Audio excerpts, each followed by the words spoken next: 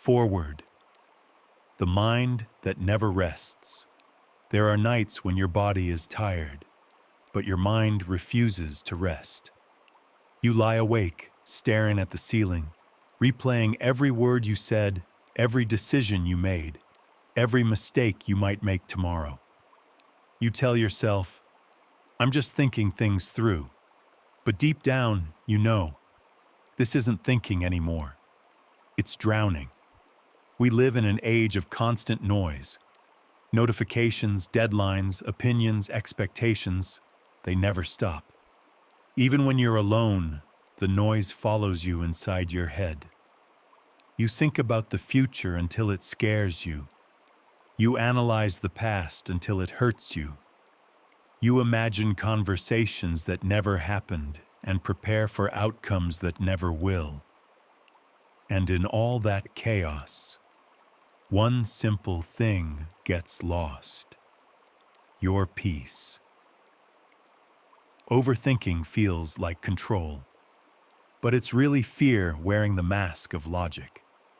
It convinces you that if you just think harder, you'll find the perfect answer, avoid every mistake, and finally feel safe. But the truth is cruel in its simplicity. The more you think, the less you live. The more you analyze, the less you act. Thinking becomes a prison made of questions with no doors. I know this feeling intimately. The exhaustion that comes not from doing too much, but from thinking too much and doing nothing. The guilt of being stuck inside your own head while life moves on without you. The constant second-guessing. The invisible weight of what if. If that sounds like you, please know, you're not broken. You're just tired. Tired of fighting your mind. Tired of trying to think your way to peace. This book isn't about silencing your thoughts. It's about learning how to make peace with them. It's about turning your mind from a battlefield into a garden again. A place where ideas grow, not spiral. You'll learn why overthinking happens, how to recognize it before it traps you, and how to reclaim the quiet confidence that comes from acting with trust instead of fear. Because peace isn't found in the absence of thought. It's found in the space between them. If your mind has been loud for too long, this book is an invitation to listen, not to your fear, but to the silence that's been waiting underneath it all along. Take a deep breath. You've analyzed enough. It's time to understand. It's time to move. It's time to come home to yourself. Introduction. The trap inside the mind. There is a strange kind of exhaustion that comes not from work, but from thinking about work. Not from doing, but from deciding when, how, and whether to do. It's the quiet fatigue that builds up when every thought turns into 10 more, and every decision feels like a test you can't afford to fail. You sit there, trying to make the right choice, but the more you think, the less certain you become. The more you analyze, the more distant peace feels, until one day you realize you haven't moved an inch, yet you feel utterly drained. We call it overthinking, but at its core, it's not about too many thoughts. It's about too much fear. The fear of making the wrong choice. The fear of missing out. The fear of looking foolish. The fear of being hurt again. Overthinking is not a problem of the mind. It's a wound of the heart. Most people believe that if they can just think long enough, they'll find certainty, that one perfect answer that will make the fear go away. But the mind is not built for that. Its job is to protect you, not to free you. So it creates loops, replaying the same scenarios, searching for safety in the same thoughts that cause the pain. You're not lazy. You're scared. You're not indecisive. You're overwhelmed by too many imagined outcomes. And the irony is this: the more you seek control, the more trapped you become. Overthinking is like a hamster wheel made of logic. It feels like movement, but it leads nowhere. You can spend hours spinning ideas, crafting plans, debating options, and yet end the day feeling strangely empty. Because deep down, you know you've done everything except the one thing that matters: begin. The trap is subtle. It doesn't shout. It whispers, just one more thought, one more angle, one more preparation. And so you wait, for clarity, for courage, for the perfect timing. But clarity only comes after you move, never before. You wait for confidence, not realizing that confidence is a reward for action, not a requirement for it. You wait for peace, not knowing that peace grows in motion, not in hesitation. If this feels familiar, if your mind often feels like a crowded room where every voice talks at once, then you're not alone. You're part of an entire generation that's been taught to think deeply, but never taught how to stop thinking long enough to feel. We've been trained to solve, plan, analyze, optimize, but not to pause, breathe, or trust. We mistake thinking for living. We mistake control for peace. And we mistake fear for logic. But you can't think your way out of overthinking. You can only see it, understand it, and gently step out of it. This book is that step. A mirror, not a lecture. A gentle companion for those who are tired of running inside their own minds. You will learn how to recognize when thought turns into fear, how to separate clarity from chaos, and how to reclaim your ability to act, simply, calmly, naturally. Because the truth is simple. You don't need to stop thinking. You just need to stop letting your thoughts stop you. Take another breath. You've been here long enough, inside the maze, searching for an exit that doesn't exist. Now it's time to find a door. Not by thinking your way through, but by walking forward. Let's begin. Chapter 1. When thinking becomes escaping. There's a strange comfort in thinking. It feels productive even when it isn't. It feels safe even when it's slowly destroying you. You tell yourself you're figuring things out, but most of the time, you're just circling the same fear with prettier words. You're not solving. You're escaping. It starts innocently. A disagreement, a choice, an uncertain future. Something unsettles you. Your body feels it first, that tightening in the chest, that quiet unease beneath the ribs. But instead of sitting with that discomfort, you rush to your mind. You start thinking, replaying, reanalyzing. You turn feelings into theories, emotions into equations. Because thinking feels cleaner than feeling. Thinking doesn't hurt, not yet. You tell yourself, if I can just think it through, I'll understand. If I understand, I'll be safe. But understanding isn't the same as healing. And control isn't the same as peace. The more you think, the more you hide, not from the world, but from yourself. I once met a woman who planned every detail of her life. Her days were neatly scheduled, her goals perfectly aligned. From the outside, she looked calm, in control. But behind her eyes was a storm that never stopped. She confessed to me one night, I don't plan because I love structure. I plan because I'm scared. If I stop planning, even for a moment, I'll have to feel what's underneath. That's what overthinking really is. A wall made of logic to keep emotion from breaking through. You think to avoid the heartache. You think to avoid the uncertainty. You think because it feels safer than silence. But silence is not your enemy. It's the space where truth finally speaks. And you can't heal what you keep analyzing. You can only heal what you allow yourself to feel. Every thought you use to escape an emotion only buries it deeper. It doesn't disappear. It waits, patiently, to rise again when the next situation triggers it.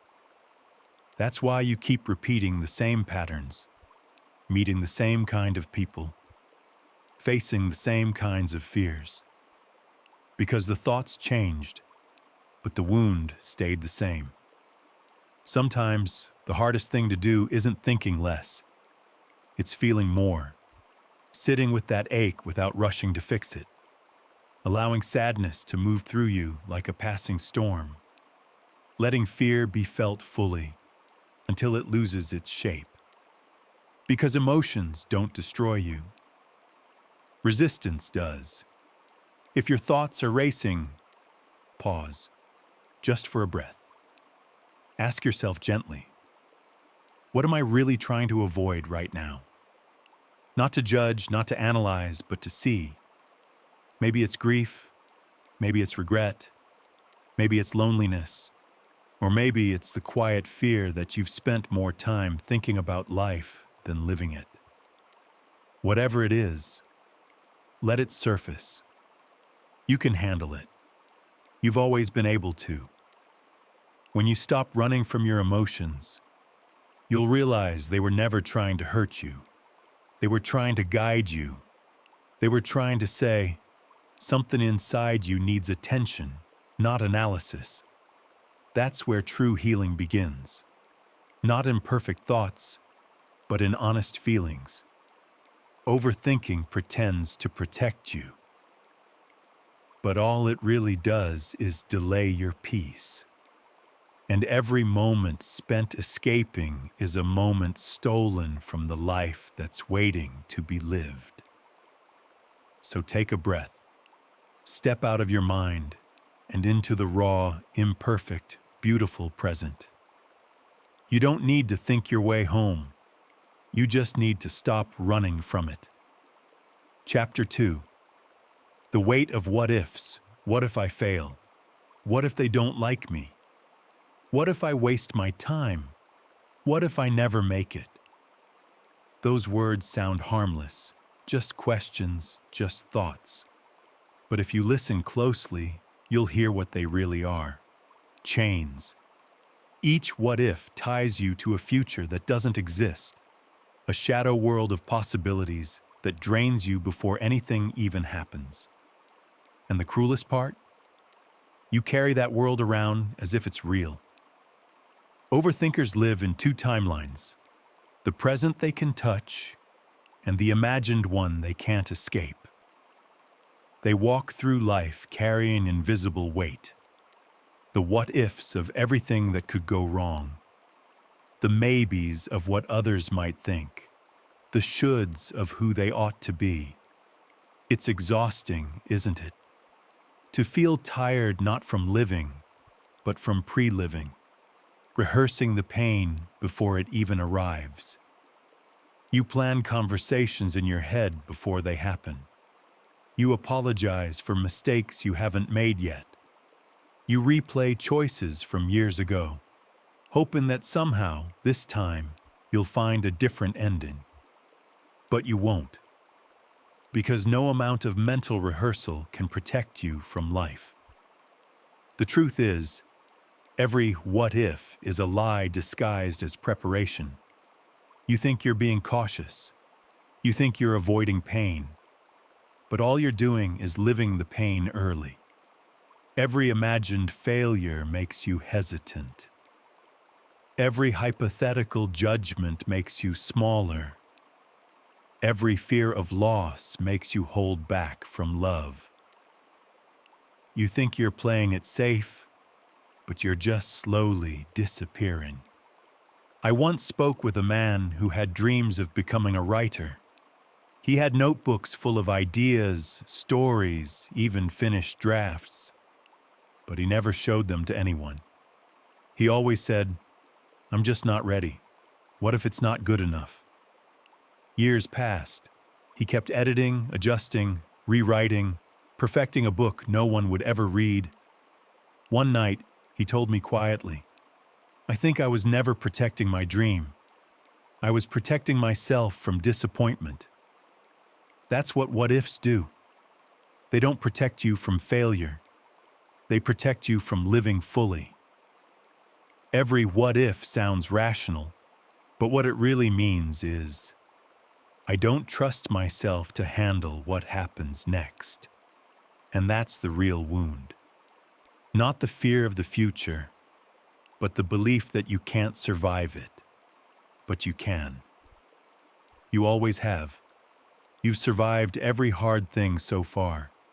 Every heartbreak, every mistake, every ending. You're still here. And if you've made it this far, what makes you think you won't make it further? The mind loves to play God, to predict, to prepare, to prevent.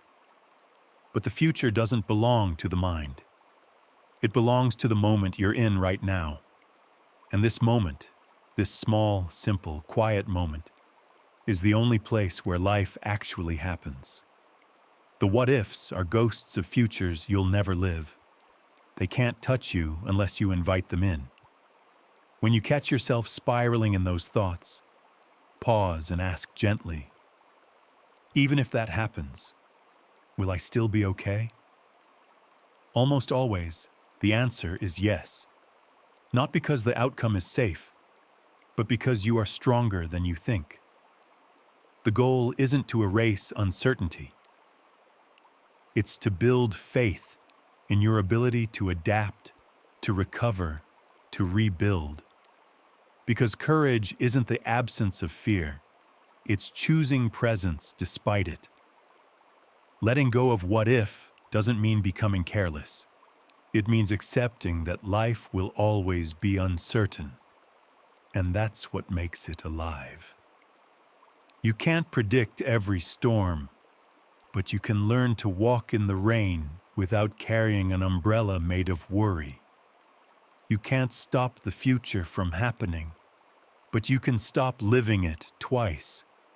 When you release the weight of what-ifs, you rediscover something simple and sacred.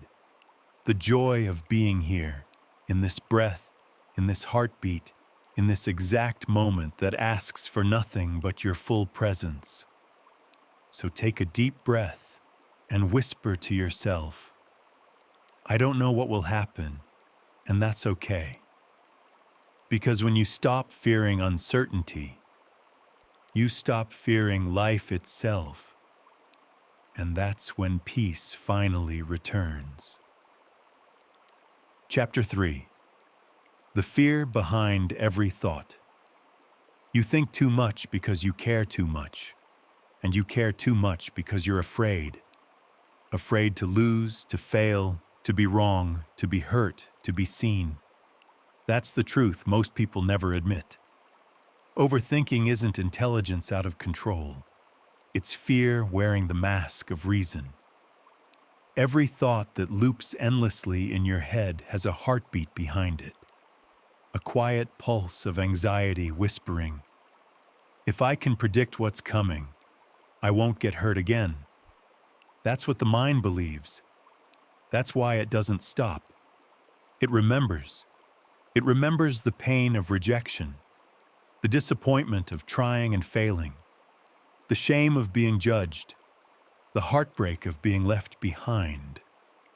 And so, it builds walls made of logic. It turns fear into plans and pain into analysis. It keeps you thinking, because if you keep thinking, you don't have to feel. There was a boy once, maybe 12 years old, who stood in front of his class to read a story he'd written. He had spent nights crafting every word, his heart trembling with both pride and fear. When he finished, There was silence, and then laughter. Not the good kind. He laughed with them to hide the tears, but something inside him broke quietly. From that day, he never shared another story. He still wrote, but only for himself. And every time he thought about showing his work, a voice in his head whispered, "Remember what happened last time." That boy grew up. He became thoughtful, analytical, cautious. People said he was a deep thinker, but inside, he was still that child, overthinking every step so he'd never have to feel that sting again. That's what overthinking does. It's not about control. It's about protection. Your mind doesn't want to harm you. It wants to shield you. But in trying to protect you from pain, it also protects you from joy. It keeps you safe, but small. It keeps you alive, but not alive. Every overthinker has their own kind of fear. Some fear failure, so they delay action until perfection feels possible. Some fear rejection, so they rewrite messages a dozen times and end up saying nothing. Some fear loss, so they hold back from love, keeping relationships shallow to avoid heartbreak. And some fear disappointment, so they never dream too big, because wanting less feels safer than wanting more. But safety isn't the same as peace. It's just a smaller cage. The mind believes it's protecting you when it runs those endless scenarios. But it's really just replaying trauma in disguise. It doesn't trust that you're strong enough now. It still sees you as the same person who was hurt back then. So it keeps thinking, rehearsing, anticipating, as if it could outthink pain. But pain doesn't disappear when you think about it. It only softens when you face it. You don't overcome overthinking by silencing the mind. You do it by healing the fear beneath it, by gently asking yourself, what am I really afraid of? What am I trying to protect? And then, instead of analyzing that fear, you sit with it. You breathe through it. You remind yourself that you're safe now, that you're not that helpless child anymore, that this moment is different. Because when fear is seen with compassion, it loses its grip. Healing doesn't begin with bravery. It begins with honesty. The moment you stop pretending you're just overthinking and admit that you're scared, you take back your power. You're no longer at war with your mind. You're in conversation with it. You stop being your fear. You start listening to it. And that's when something beautiful happens. The thoughts begin to slow down, the body begins to soften, and peace, quiet, real peace, finds its way back into your breath. Overthinking isn't your enemy. It's your wounded protector. And when you learn to thank it, to reassure it, to tell it, "I'm okay now," it finally rests. Because all it ever wanted was for you to be safe. And now, you are. Chapter 4. The Illusion of Control. The mind loves control. It clings to the idea that if it can just think enough, plan enough, anticipate enough, life will finally cooperate. No surprises, no pain, no chaos. But life doesn't work that way. And deep down, you know it. Still, you keep trying, because not trying feels terrifying. You tell yourself you're being responsible. You're just making sure everything goes right. But what you're really doing is trying to wrestle life into obedience. And life, wild, unpredictable, alive, doesn't like being tamed. So the harder you try to control it, the more it slips through your hands. You plan every detail of the trip, but the weather changes. You rehearse the conversation 100 times, but the other person says something you didn't expect. You save for months. Then your car breaks down the next day. Every time, the message is the same. You're not in control, and that's okay. But your mind doesn't like that message. It panics. It scrambles for safety. It starts thinking harder, spinning faster, as if anxiety could be solved with more thinking. Here's the truth most people never say out loud. Control is not peace. It's anxiety dressed as responsibility. When you're truly at peace, you don't need control. You trust. You still plan, yes. But you no longer confuse planning with protection. You act with intention, then release what you can't change. I once met a woman who told me, "I can't relax until everything is in order." Her home was spotless, her calendar color-coded, her words precise. But her heart was restless. She wasn't managing her life. She was managing her fear of chaos. The need for control had become her comfort zone, a cage disguised as safety. She didn't realize that peace doesn't come from things being perfect. It comes from knowing you'll be okay even when they're not. The illusion of control whispers, "If I plan enough, nothing bad will happen." But control doesn't stop pain, it just delays it. Because when life eventually breaks your plan, and it will, you don't just feel the pain of what happened. You feel the pain of betrayal, as if life has broken a contract it never signed. That's the hidden cost of over-control. You stop flowing with life and start fighting against it. And every battle with reality is one you'll always lose. Surrender isn't giving up. It's growing up. It's the quiet maturity that says, "I'll do my best," and trust life with the rest. It's not passivity, it's wisdom. It's knowing that control was never the goal. Presence was. Think of a river. When you try to grasp it with your hands, the water escapes. But when you float with it, you move effortlessly. Life works the same way. When you stop trying to force it, it carries you where you're meant to go. Your mind will resist this. It will tell you surrender means weakness, means laziness, means failure. But that's not true. Surrender is strength, the kind that doesn't need proof. It's trusting that even if things fall apart, you can rebuild. Even if people change, you can adapt. Even if life surprises you, you can meet it as you are. Because you've learned that peace doesn't come from control. It comes from connection. Connection to this breath, this heartbeat, this moment.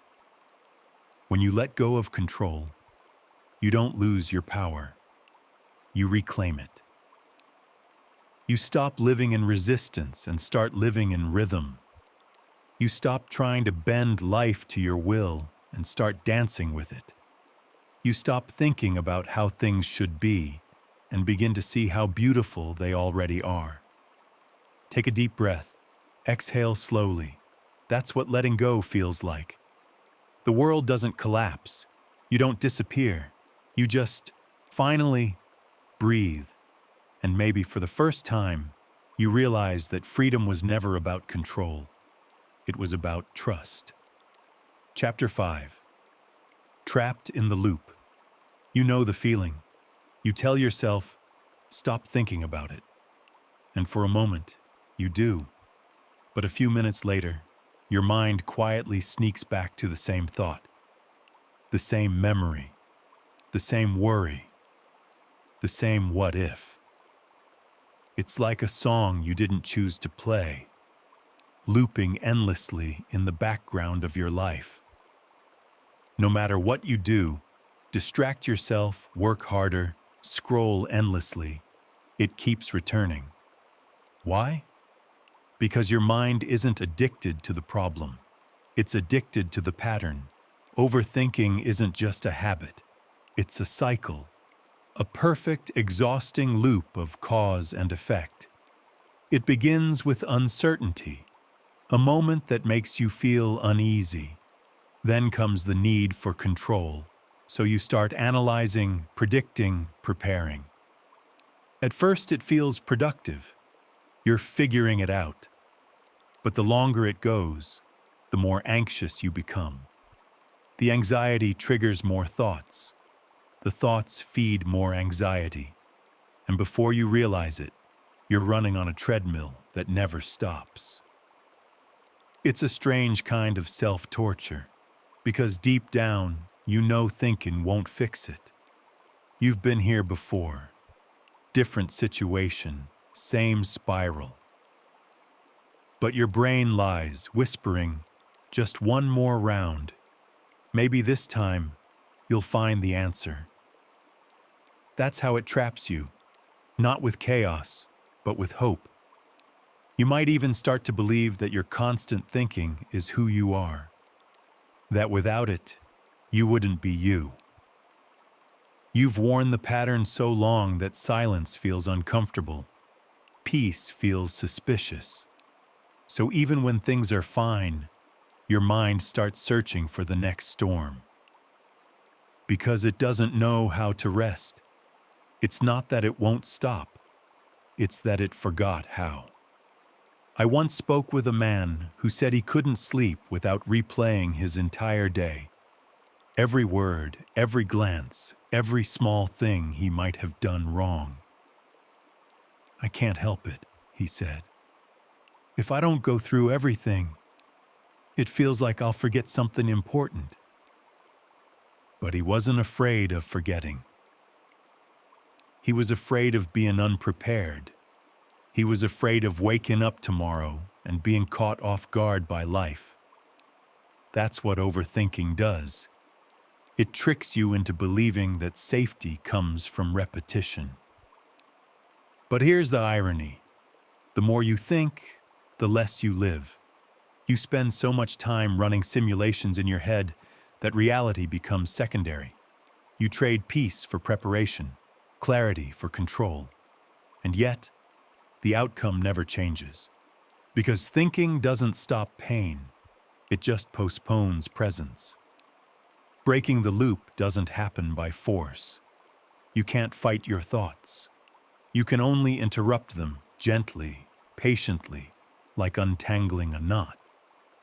The next time your mind begins to spiral, pause and say to yourself, this is the loop. Name it. That small act of awareness is like turning on the light in a dark room. You begin to see the pattern for what it is. Not truth, not destiny, just repetition. Then, shift your focus. From the mind to the body, from thoughts to sensations, from why am I feeling this to where do I feel this? Breathe. Feel the weight of your chest, the rise of your belly, the air on your skin. Every breath is a door out of the loop. Not because it fixes the thought, but because it reminds you, you're more than the thought. At first, your mind will resist. It will try to drag you back in. It will whisper, you can't just ignore this.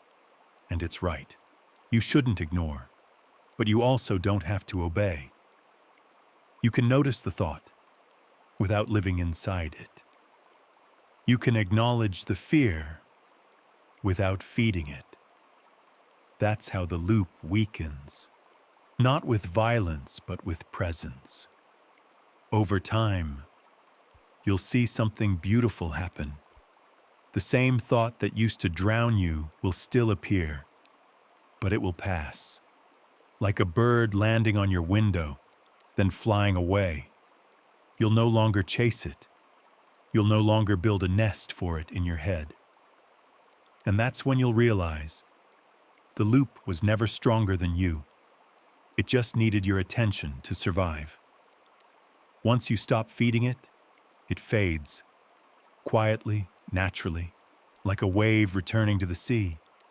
So the next time you catch yourself spiraling, don't fight it.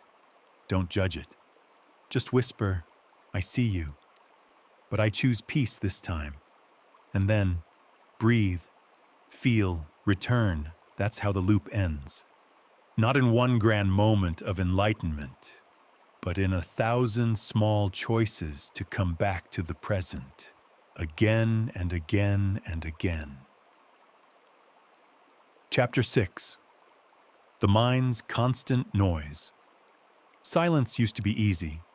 There were moments in the day when nothing demanded your attention. No phone buzzing, no screen glowing, no endless scroll of voices and opinions. Now, even when it's quiet outside, it's loud inside. Your mind hums like a city that never sleeps. Notifications echo like sirens. Your thoughts race to keep up. And when the world finally pauses, you realize you've forgotten what stillness feels like. We've built a life that rewards noise. We call it productivity. We fill every second with sound, music, podcasts, reels, messages, as if silence were something dangerous. But silence isn't dangerous. It's intimate. It's where you finally meet yourself. And that's exactly why so many people avoid it. Because silence reveals what noise hides.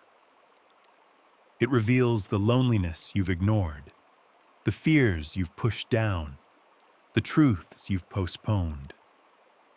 When you're surrounded by noise, you don't have to face yourself. But when the world grows quiet, the mind starts to speak, and you can finally hear how loud it has become. I once met a man who said he couldn't stand quiet rooms. He needed music playing, a podcast running, a TV murmuring in the background. He said, "It just feels weird when it's silent." But what he really meant was, "It feels scary to hear my own thoughts." He wasn't afraid of the quiet. He was afraid of what it might reveal. This is the hidden truth of overthinking in the modern world. We don't just think too much because we're anxious. We think too much because we've forgotten how to be still. The world around us is designed to keep us stimulated.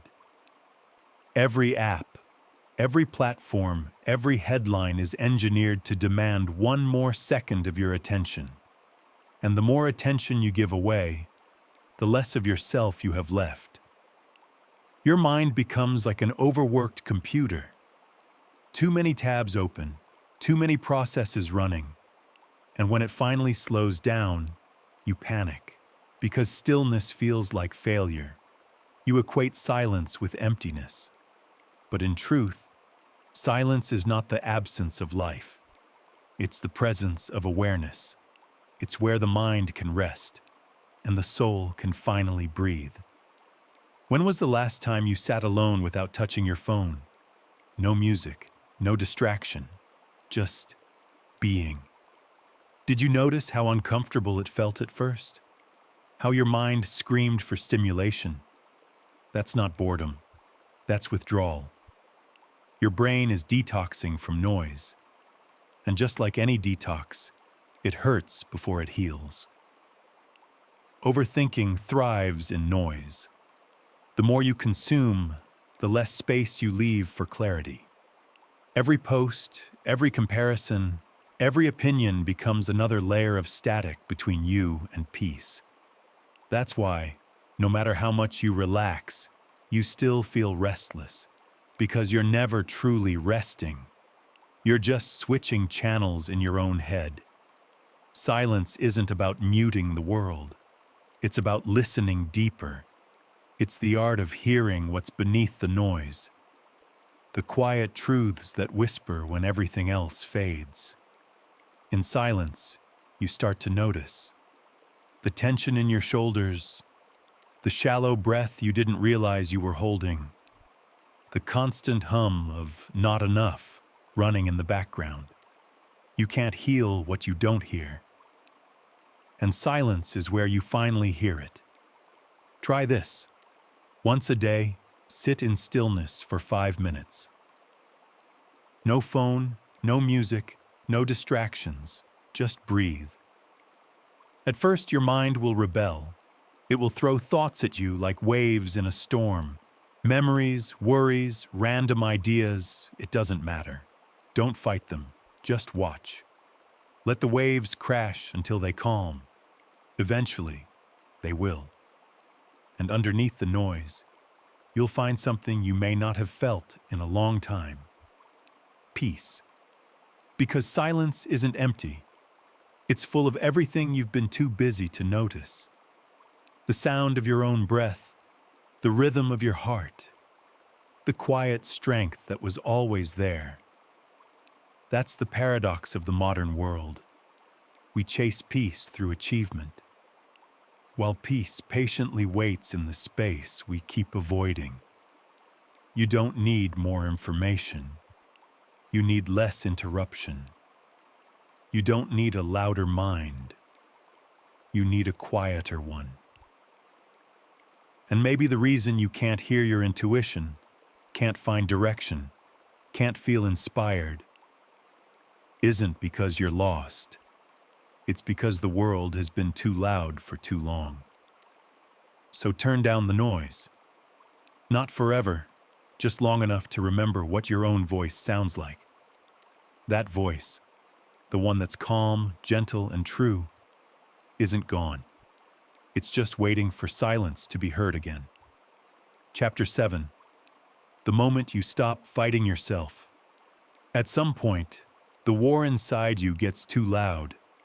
You get tired. Not just tired of thinking, but tired of fighting yourself. You're exhausted from trying to fix every thought, every emotion, every little imperfection. You keep chasing calmness like it's a prize you can win if you just try hard enough. But peace doesn't come from winning the battle within. It comes the moment you realize you never had to fight at all.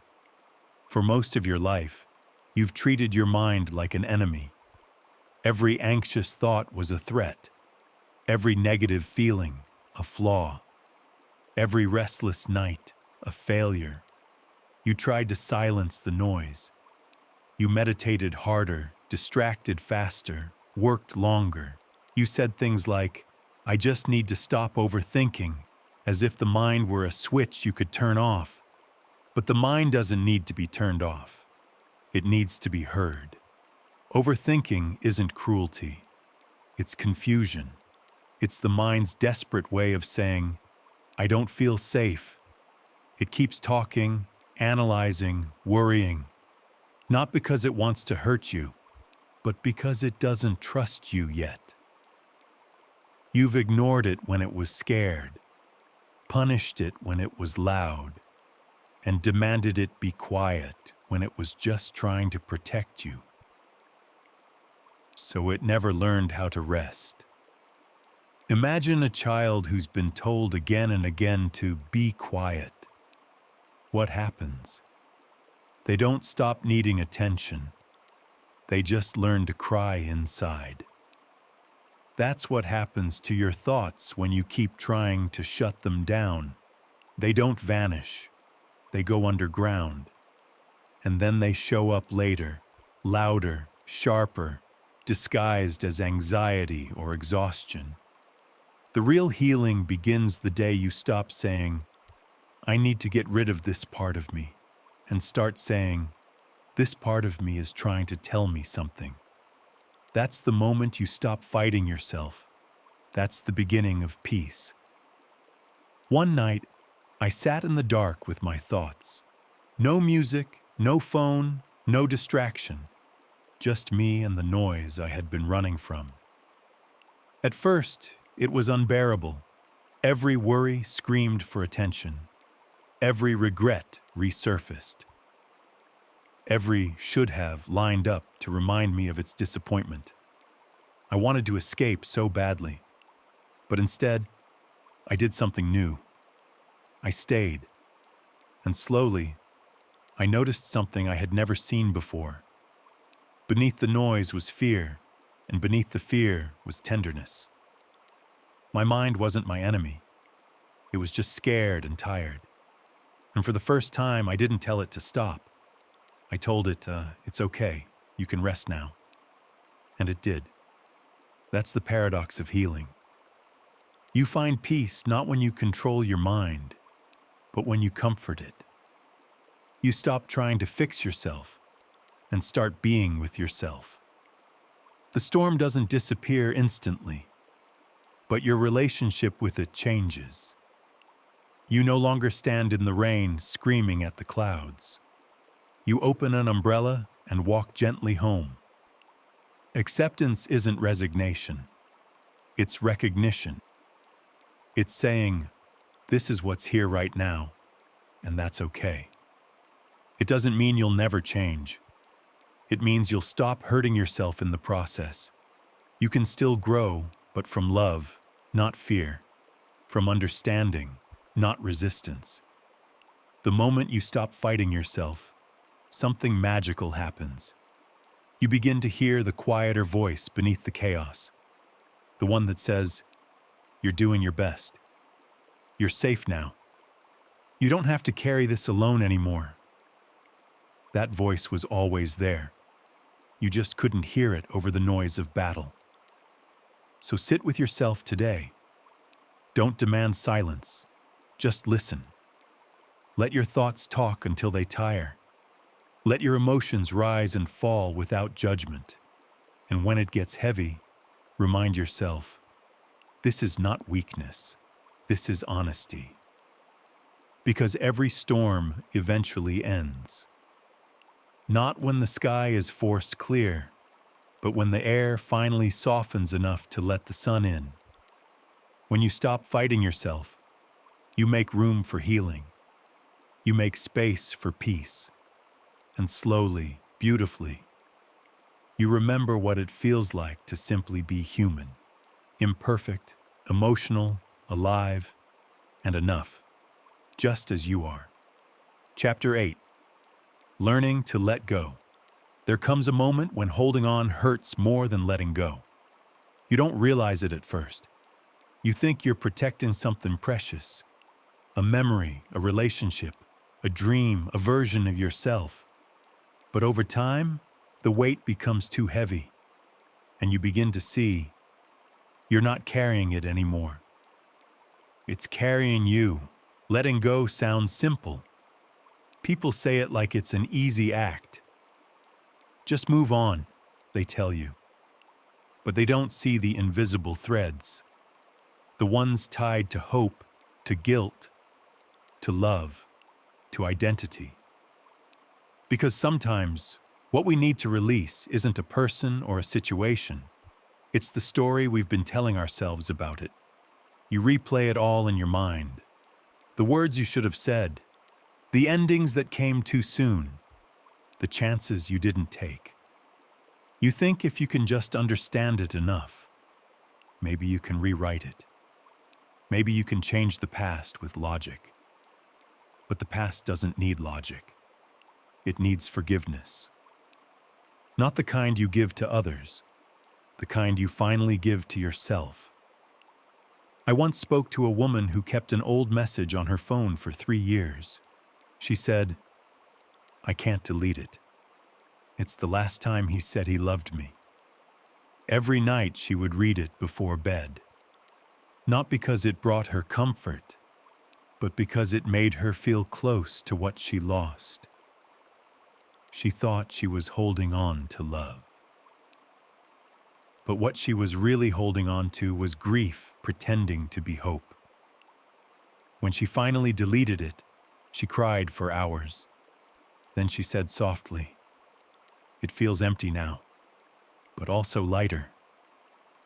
That's what letting go feels like at first, like emptiness. But what you're really feeling is space. Space for peace to return. Space for something new to grow. Letting go is not forgetting. It's remembering without reliving. It's learning to carry the lesson, not the pain. It's understanding that closure doesn't come from answers. It comes from acceptance.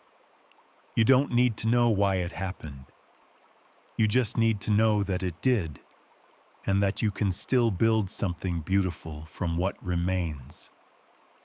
The hardest part about letting go is that it feels like losing control. You can't predict what comes next. You can't guarantee what will replace what you've released, but that's also what makes it sacred. Because to let go is to trust life again. To believe that what's meant for you will not require you to cling so tightly. You start realizing that love, peace, and purpose are not things you chase. They're things that flow when you stop holding the dam shut. There's a story about a man crossing a river with a heavy stone. Halfway across, he starts to drown. Someone on the shore shouts, "Drop the stone!" But the man yells back, "I can't! It's mine!" That's how most of us live, sinking under the weight of what we refuse to release. We carry grudges because they make us feel right. We hold pain because it makes us feel connected. We cling to identities that no longer fit because the unknown feels too empty. But what if freedom isn't found in holding on tighter? What if it's in the quiet courage to let go? Letting go isn't a single act. It's a practice, a daily whisper that says, "I don't need to control this anymore. I can trust life again. I can forgive myself for being human." You don't have to do it perfectly. You just have to do it honestly. Some days the past will call your name. It will pull you back with familiar pain. Don't fight it. Just breathe and whisper, "I love you, but I'm moving forward now." And with time, you'll notice something beautiful. The memories that once hurt will soften. The people who once haunted you will fade into lessons. The things you once chased will start to find their way to you naturally. Because when you let go, you don't lose yourself. You find yourself again, beneath all the noise, all the stories, all the fear. You return to the quiet truth that you were never broken, just burdened. And now you are free. Chapter 9. Reclaiming Your Energy. There's a quiet moment that comes after you finally let go. A strange, unfamiliar stillness. At first it feels like emptiness. Then slowly you realize it's peace. Not the loud, triumphant kind of peace. The soft kind. The kind that hums beneath your skin when you stop fighting everything. It's in that stillness that something begins to return. Something you thought you had lost forever. Your energy. For years you've been pouring yourself into every thought, every what if, every regret, every invisible battle in your head. Each worry, each overanalyzed moment was a leak, a slow, steady drain of life force. You didn't notice it happening. You just woke up one day, tired in a way sleep couldn't fix. Tired of thinking, tired of trying, tired of feeling responsible for every outcome. That exhaustion wasn't laziness, it was depletion. Because overthinking doesn't just waste time, it consumes energy. You spend energy every time you replay the past. You spend energy every time you prepare for a future that hasn't happened. You spend energy every time you try to control what's beyond your reach. No wonder you feel empty. Your mind has been running marathons while your body stays still. And the tragedy is, you've been working harder inside your head than you ever have in the real world. But the beautiful thing about energy is, you can reclaim it, piece by piece, moment by moment, not by doing more, but by doing less, by calling your scattered attention back home, Every time you catch your mind drifting into the past or future, you can gently whisper, "Come back. Back to this breath. Back to this heartbeat. Back to now." You start to realize that your energy doesn't live in the what-ifs. It lives in the what is, right here, in the warmth of sunlight on your skin, in the taste of your morning coffee, in the sound of someone laughing near you, in the small, unremarkable moments that you've been too busy thinking about life to actually live.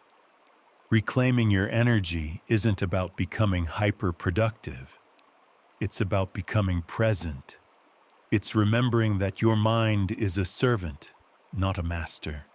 That its job is to support your life, not to replace it. The world taught you to measure energy by output. But true energy isn't about speed or effort. It's about aliveness.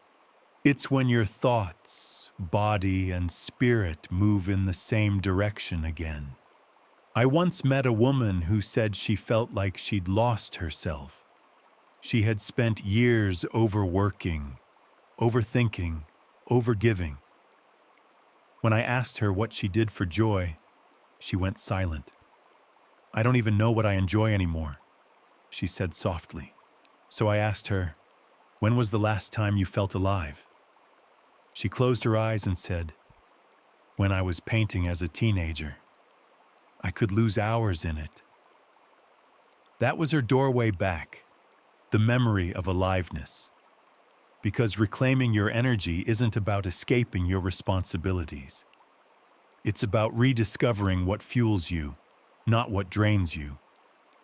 Ask yourself gently, what makes me feel light again? What makes me forget to check the time? What makes me breathe deeper instead of faster? That's where your energy lives, and the more time you spend there, the more your inner light returns. You start to move differently. You stop rushing. You stop explaining. You start noticing. And slowly, the things that used to exhaust you lose their power. Because you're no longer reacting to everything. You're choosing where to place your attention, and attention is energy. Wherever your attention goes, your life grows. So be intentional. Don't give your energy to people who drain you. Don't give your energy to arguments that don't matter. Don't give your energy to the endless what if that never ends. Give it to the moment in front of you, the one that's real. As your energy returns, you'll notice your creativity waking up. Your body feels lighter. Your thoughts become clearer. You laugh more easily. You stop needing to earn rest, because rest becomes natural again. That's the quiet reward of healing. You don't just feel calm, you feel alive. Reclaiming your energy doesn't happen in a single burst. It's 1,000 small choices to stop scattering your power and start gathering yourself again.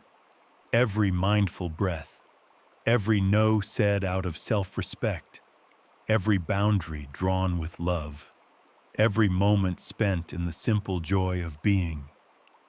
These are all ways of saying to life, I'm back. Back from the noise, back from the fear, back from the endless cycle of trying to control what was never mine. And in that return, you discover something profound. You never really lost your energy. It was always there, waiting for you to stop giving it away. All you had to do was come home to yourself. Chapter 10. The Power of Presence. There's a moment, quiet and small, when you stop reaching for something more. You stop chasing calm, stop waiting for clarity, and instead, you simply exist. You breathe in, and for the first time in a long time, that single breath feels like enough. That's presence. Not a skill to master, but a home you return to, the one you forgot you already had. For so long, Your mind was everywhere but here, in yesterday's regrets, tomorrow's fears, and the invisible spaces in between. You lived in the noise of almost, not yet, someday. But this moment, this one right now, was always waiting. It never demanded perfection. It just kept whispering, "I'm still here when you're ready." Presence isn't silence. It's aliveness. It's the pulse beneath your skin, the rhythm of footsteps on wet ground, the quiet hum of existence that continues no matter how busy your mind becomes. When you stop to listen, really listen, you realize that life never stopped speaking. You just stopped hearing it. The mind fears stillness because stillness means surrender. It means you're no longer managing life, you're experiencing it. But that's where freedom begins, not in control, in connection. The tree doesn't think about growing. The river doesn't strategize how to flow. The sun doesn't wonder if it's shining right. They simply are. And maybe that's the truest form of wisdom, not thinking more, but remembering how to be. I remember a morning when everything slowed down. I was sitting by the window with a cup of tea, watching sunlight crawl across the floor. Nothing remarkable happened. No revelation, no grand insight. But for a few seconds, time felt soft. The warmth of the cup, the smell of the tea, the gentle sound of my breath, it all felt sacred. And I realized, peace isn't found in answers. It's found in attention. The power of presence lies in its simplicity. You can't think your way into it. You can only notice it again and again, until noticing becomes your way of living. When you walk, feel the ground beneath your feet. When you eat, taste the food fully. When you speak, look into someone's eyes and truly see them.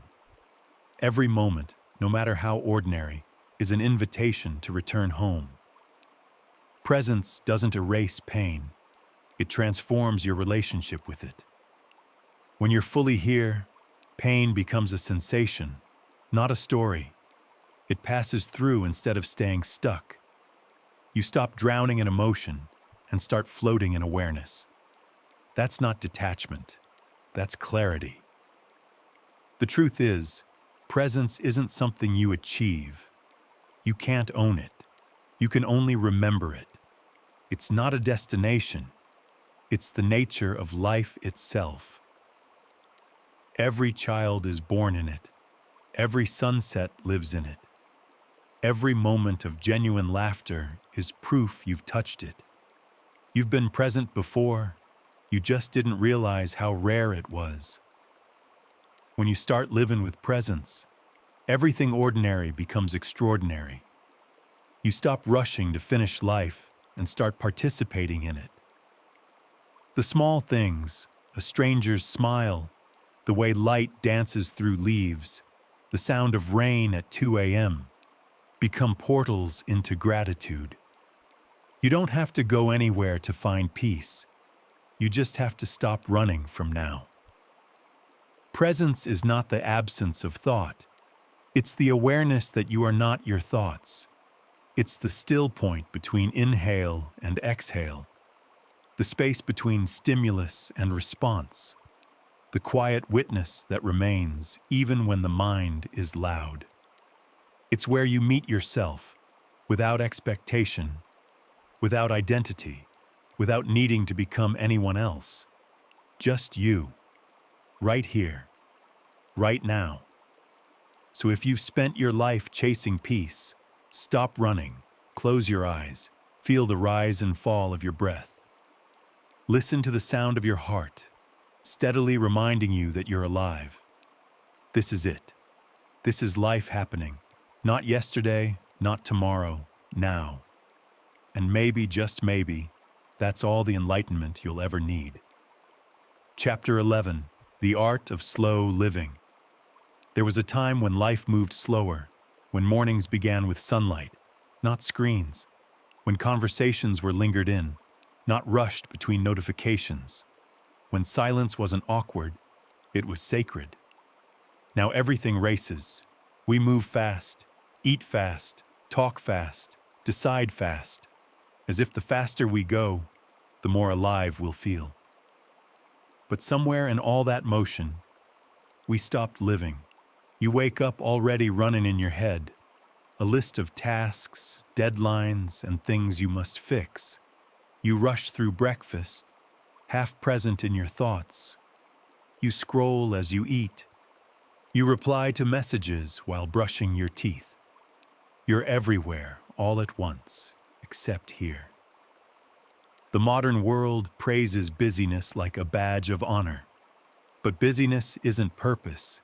It's a distraction in disguise. You think you're living efficiently, but you're really living absently.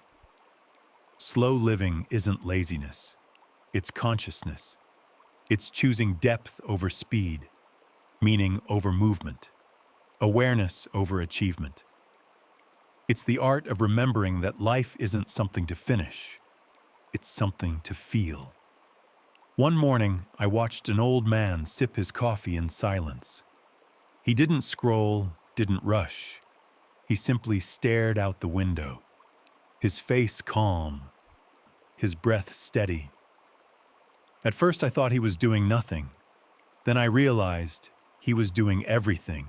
He was being. Slow living doesn't mean abandoning ambition. It means moving with intention. You still work, still strive, still dream, but from a place of presence, not pressure. You stop chasing results like your worth depends on them. You start creating because your soul needs expression. You stop living by the clock and start living by rhythm. The beauty of slowing down is that life starts speaking to you again. You notice how the morning light changes every day. You hear the laughter of children down the street. You feel your own heartbeat when you walk alone. You begin to sense that every small moment was never small at all. You just weren't slow enough to see it. When you live fast, everything blurs. When you live slow, everything glows. You start realizing that the joy you've been chasing was never in the next achievement.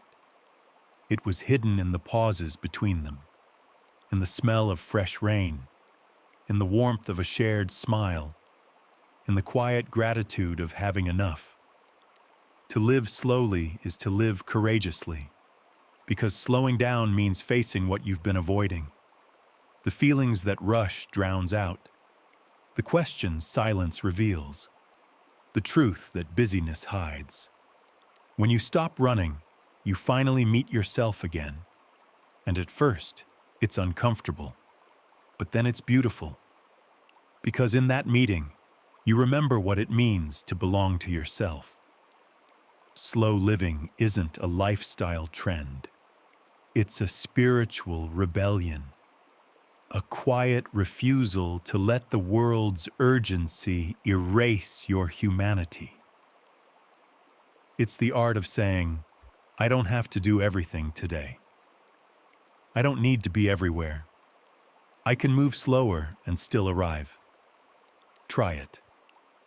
Wake up and don't touch your phone for the first 30 minutes.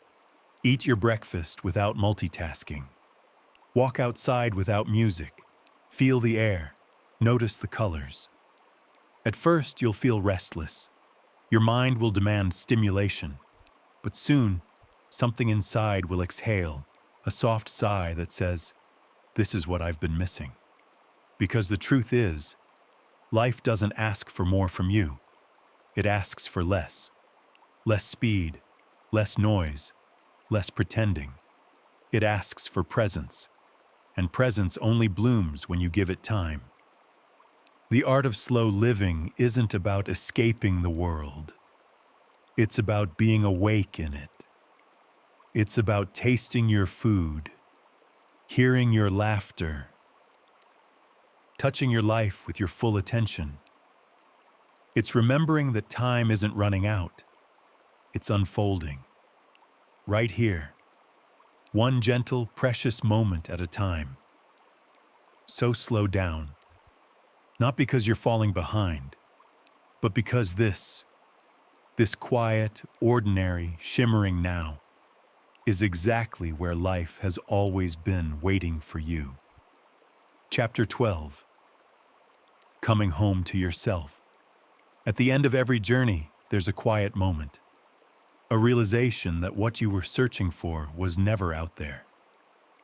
It was always here, inside you, waiting, patient. You've spent years running, from uncertainty, from silence, from your own reflection. You've tried to think your way out of pain, control your way out of fear, and perfect your way into peace. But peace isn't found at the end of effort. It's found in the space where effort finally stops. Coming home to yourself isn't about changing who you are. It's about remembering who you were before the world told you to be something else. Before fear hardened your softness. Before comparison dimmed your light. Before overthinking taught you to doubt your every step. You were never lost. You were just buried under layers of expectation, guilt, and noise. Coming home means peeling those layers back one by one until what's left is simply you. And what a relief that is, to realize you were never broken. Just tired from pretending. Just overwhelmed from thinking too much. Just afraid of being seen without the armor of certainty. But the truth is, you don't need to be certain to be whole. You just need to be honest. Honest about what hurts. Honest about what matters. Honest about who you really are when no one's watching. That honesty, that tenderness with yourself, is how you finally come home. I once met a man who said, "I don't even know who I am anymore." He had spent years trying to be what everyone else needed. The reliable one, the strong one, the calm one. He had built an image so polished that it became a cage. When I asked him what he wanted, he paused for a long time and said, "I think I just want to feel like me again." That's what coming home feels like. Not achievement, not arrival, but recognition. The gentle knowing, there I am. Coming home isn't dramatic. It doesn't happen in a single revelation. It happens slowly, in the quiet decisions you make each day. When you choose rest over guilt. When you choose truth over approval. When you choose peace over perfection. It happens in every moment you stop trying to be enough and start realizing you already are. You begin to speak to yourself differently, no longer as a critic, but as a friend. You forgive yourself for the years you spent lost. You thank yourself for surviving. You hold yourself like someone who finally understands that love isn't something you earn. It's something you return to. Coming home means accepting the mess, the noise, the contradictions. It's looking at your thoughts, even the dark ones, and saying, "You're welcome here too." Because when you stop rejecting parts of yourself, you stop rejecting peace. You start realizing that the mind, with all its worries and doubts, is not your enemy. It's just a frightened friend who's been asking for understanding all along. Presence, peace, and purpose. They're not destinations. They're your natural state when you're no longer running from yourself. And in that return, life starts to feel different. Not because it changed, but because you did. The same sunrise feels softer. The same silence feels fuller. Even your thoughts, the ones that used to trap you, become gentler, kinder, quieter. You no longer rush to fix every uncertainty. You let things unfold. You let people come and go without clinging. You let yourself breathe without guilt for slowing down. You understand now that healing isn't about becoming invincible. It's about becoming real. Real enough to cry. Real enough to rest. Real enough to live fully without apology. Coming home to yourself is not a finish line. It's a rhythm, a lifelong returning. You'll still drift sometimes. You'll still overthink, still forget to pause, still lose your way. But now you know how to return. Now you know the way back. It's through the breath, through the stillness, through the gentle whisper that says, "You're safe. You're enough. You're home." So, close your eyes. Place a hand over your heart. Feel that steady beat inside your chest. That's you.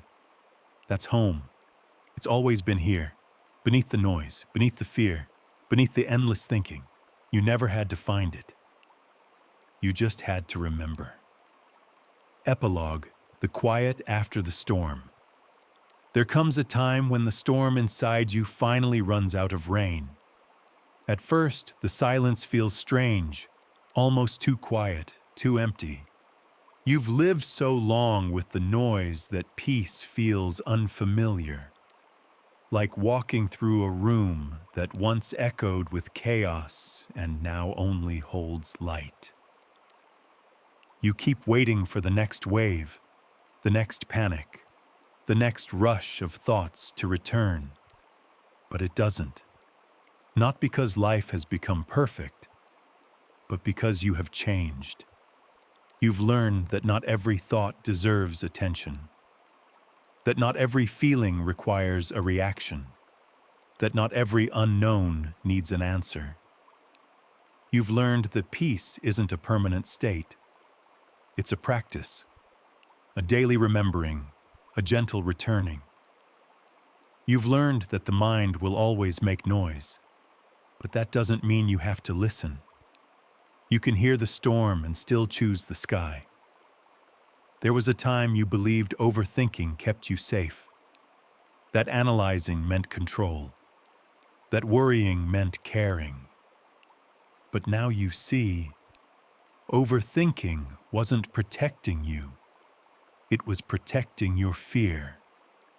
And once you faced that fear, once you met it with softness instead of shame, it began to dissolve. Not all at once, but slowly, like fog lifting in morning light. The quiet that follows healing isn't empty. It's alive. You start to notice small things again. How sunlight spills across your desk. How laughter feels lighter. How silence no longer needs to be filled. You start trusting yourself again, to rest, to act, to choose, to live without over-explaining everything to your own mind. You begin to realize you never needed to think your way into peace. You just needed to allow it.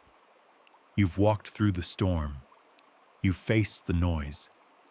You've untangled the thoughts, forgiven the past, and softened toward yourself. And now you stand in the calm, not untouched, but transformed. The same world still spins around you. People still rush. Things still change. But inside, you move differently. You breathe differently. You live differently. Because now you know. You can't stop the waves, but you can learn to float. Peace was never something to find. It was something to remember. And now, in the quiet after the storm, you finally do. You close your eyes. You take a breath. And for the first time in a long time, you don't think, you simply feel. You're not chasing. You're not analyzing. You're not performing. You're just here, alive, aware, enough. And that, my friend, is what freedom sounds like.